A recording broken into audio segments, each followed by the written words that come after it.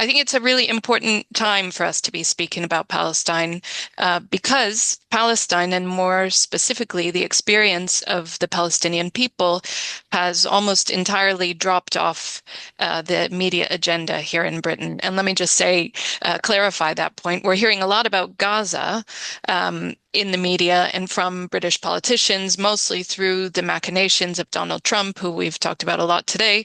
But we're hearing about it as though it's detached from the people, as a piece of land that's up for grabs. And of course, we need to be following the detail and fighting back against this imperialist agenda for Palestine. But I think it's really important for us to do so with a consciousness of what all of this means for the Palestinian people and their liberation struggle, and to make sure that our thinking and our work starts from that foundational place of solidarity. So I'm going to start my comments by speaking to what the Palestinian people are facing now, just to ground my comments there. I'm sure it's no surprise to anyone here that since the so-called ceasefire of October 2025, Israel has continued its military attacks on the Gaza Strip daily. Nearly 500 Palestinians have been killed in Israeli attacks since the so-called ceasefire, including in this past week an attack which killed 3 Palestinian journalists and 2 children. So health workers, journalists, children are still being targeted specifically by the Israeli military. And whilst the ceasefire was largely predicated on the expectation of Israel allowing food and medical supplies into Gaza, the supplies that are coming in are very meager. It's less than half of what was expected. And that's not because the aid is not available. It's because Israel is still refusing its entry. And of course, that results in widespread malnourishment, malnutrition, especially in babies and children, and starvation. In the Gaza Strip, winters are very hard anyway, but it's been a very particularly difficult one. There's been a huge amount of flooding with heavy rains and freezing conditions, and that means that the makeshift tents that hundreds of thousands of people are living in provide barely any protection from the elements. So the picture is really grim. It's beyond grim, actually. But unfortunately, Palestinian suffering is also not confined to Gaza. In the Israeli-occupied West Bank, the situation is also worse than it's ever been before, as Israeli settlers have accelerated their land grabs and attacks on Palestinian communities.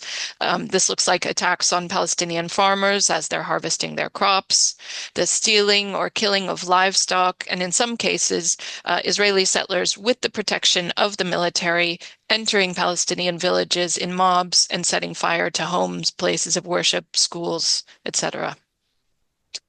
On top of all of this, one of the most urgent crises facing Palestinians is Israel's practice of mass arbitrary arrest and detention of Palestinians under really horrific conditions, sweeping up thousands of people and holding them in torture camps.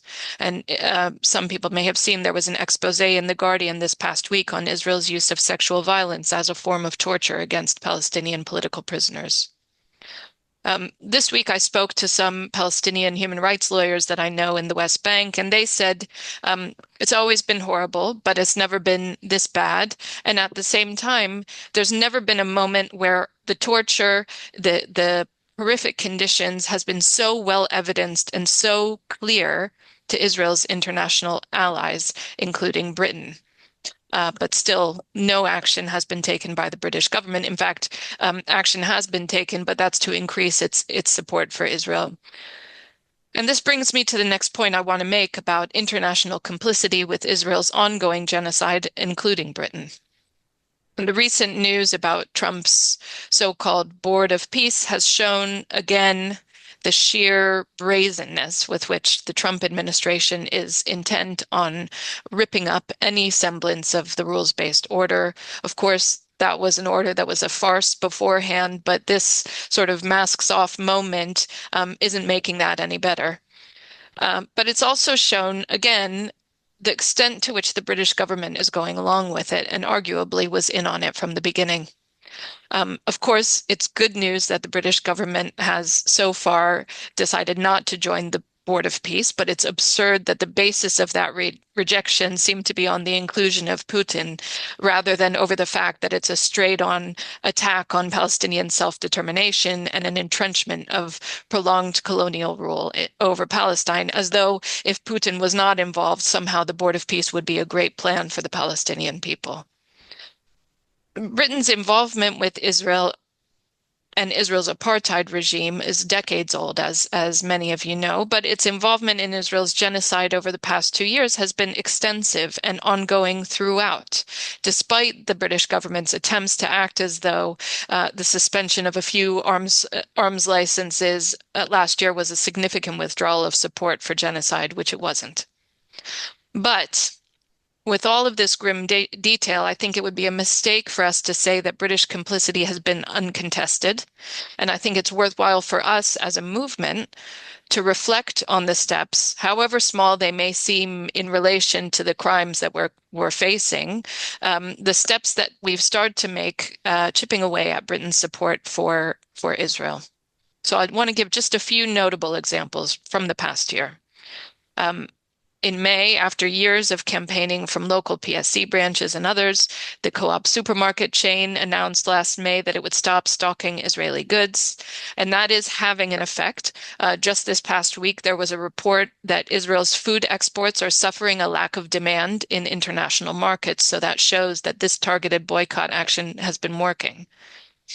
Activists here have focused on arms factories here in Britain, including those that are involved in the F-16 supply chain, which has forced the government to resort to verbal and legal acrobatics to conceal its ongoing involvement in the F-16 program. And on the local government level, 30 local councils have passed motions in support of divesting from companies involved in Israel's apartheid and genocide. And just recently, nearly 1,000 local councils have committed to taking forward, 1,000 local councillors, have committed to taking forward and supporting work in solidarity with the Palestinian people. That's a massive number, 30 local councils across the country in just the span of about 2 years.